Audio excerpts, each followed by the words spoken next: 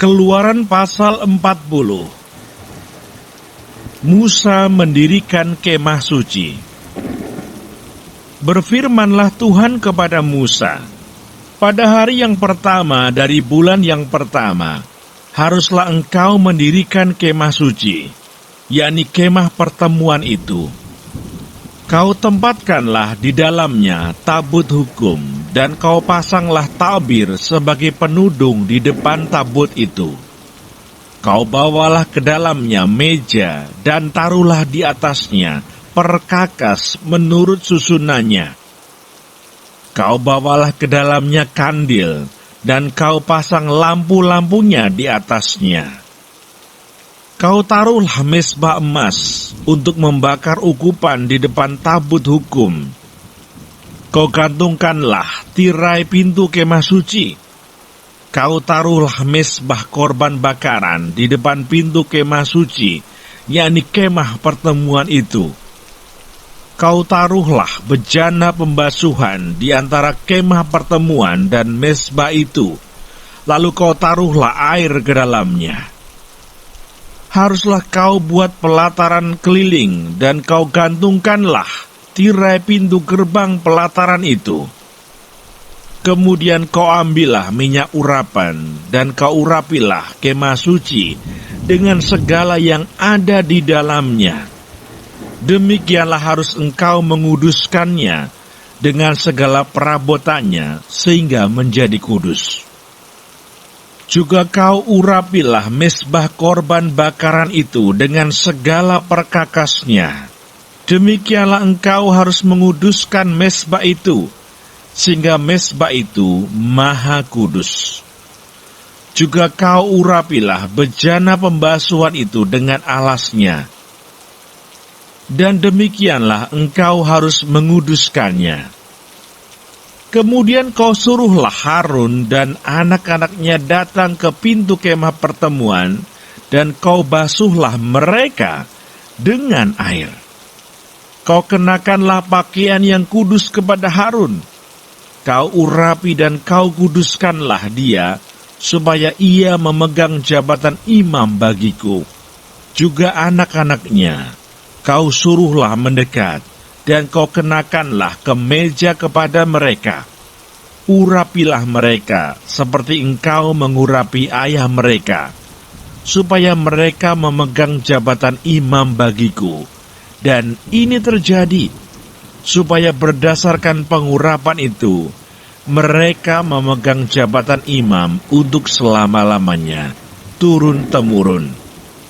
Dan Musa melakukan semuanya itu tepat seperti yang diperintahkan Tuhan kepadanya.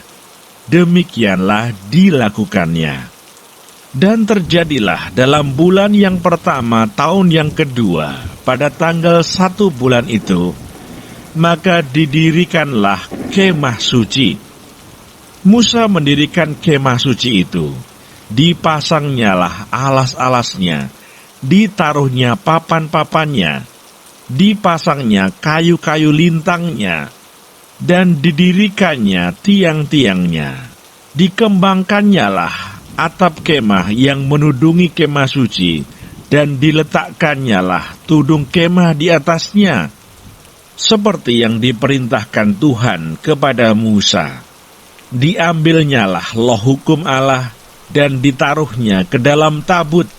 Dikenakannya kayu pengusung pada tabut itu, dan diletakkannya tutup pendamaian di atas tabut itu. Dibawanyalah tabut itu ke dalam kemah suci, dikantungkannyalah tabir penudung, dan dipasangnya sebagai penudung di depan tabut hukum Allah, seperti yang diperintahkan Tuhan kepada Musa. Ditaruhnyalah meja di dalam kemah pertemuan, pada sisi kemah suci sebelah utara, di depan tabir itu. Diletakkannya di atas roti sajian menurut susunannya di hadapan Tuhan, seperti yang diperintahkan Tuhan kepada Musa. Ditempatkannya kandil di dalam kemah pertemuan, berhadapan dengan meja itu, pada sisi kemah suci sebelah selatan. Dipasangnyalah lampu-lampu di atasnya di hadapan Tuhan, seperti yang diperintahkan Tuhan kepada Musa. Ditempatkannyalah mezbah emas di dalam kemah pertemuan di depan tabir itu. Dibakarnyalah di atasnya ukupan dari wangi-wangian, seperti yang diperintahkan Tuhan kepada Musa. Digantungkannyalah tirai pintu kemah suci. Mezbah korban bakaran ditempatkannyalah di depan pintu kemah suci, yakni kemah pertemuan itu, dan dipersembahkannyalah di atasnya korban bakaran dan korban sajian, seperti yang diperintahkan Tuhan kepada Musa. Ditempatkannyalah bejana pembasuhan di antara kemah pertemuan dan mezbah itu. Lalu ditaruhnyalah air ke dalamnya untuk pembasuhan. Musa dan Harun serta anak-anaknya membasuh tangan dan kaki mereka dengan air dari dalamnya apabila mereka masuk ke dalam kemah pertemuan, dan apabila mereka datang mendekat kepada mezbah itu, maka mereka membasuh kaki dan tangan seperti yang diperintahkan Tuhan kepada Musa. Didirikannya tiang-tiang pelataran sekeliling kemah suci dan mezbah itu, dan dikantungkannyalah tirai pintu gerbang pelataran itu.